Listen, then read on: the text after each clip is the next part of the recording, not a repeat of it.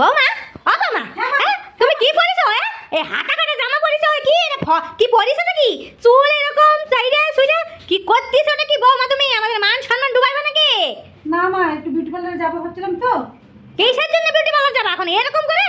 লোকে দেখে কি বলবে? চারটি কথা শোনাবে কেন আমারে? না মা একটা বিয়ের আগে সবসময় চুলগুলো ছোট ছোট করে রাখতাম, এখন বিয়ে করার পরে চুলটা অনেক লম্বা হয়ে গেছে, তাই ভাবলাম কেটে ফেলি। আর তোমার চুল কাটিতে হবে না, বিয়ের আগে যা করছো বিয়ের আগে ভুলে যাও। এখন বিয়ে হয়ে গেছে আর চুল হাত দেবা না, চুল হাত লম্বা হবে।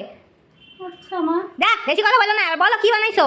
ও মা আজকে না অনেক কিছু রান্না করেছি, আসুন দেখুন। তাই নাকি? হ্যাঁ। দেখি তো। ঠিক আছে সব দিন দেখো ঠিক আছে। হ্যাঁ মা হয়ে গেছে, ডিমটা বন্ধ করছিলাম এখন। অমলেটটা কিসের জন্য বানাইছো বৌমা? একটা আপনার জন্যই বানালাম না। এটা কি এটা কি বরবটি মাছ বানাচ্ছো নাকি? হ্যাঁ মা। আর দেখতে তো ভালোই লাগতেছে। হ্যাঁ মা। এটা কি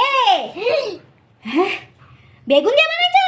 এখন দিয়ে চুনো মাছ মা। আরে বাবা রে, আমার তো লাল ঝাল একটু পড়ে যাচ্ছে গো। হ্যাঁ। এটা কি এটা কি পালং শাকের আলু? হ্যাঁ মা। ও ভালো লাগে না? হেভি হ্যাঁ। হেভি। এটা কি সাম্বার বানাচ্ছো? হ্যাঁ। ওরে বাবা রে, কত কিছু খাবার এই যে কি বাবা। এই দেখুন। তো পালং শাক বাটা নাকি? ও হ্যাঁ। মা গো, আমি খাবার এটা কি? এই যে আপনার জন্য রেখেছি। বাটা।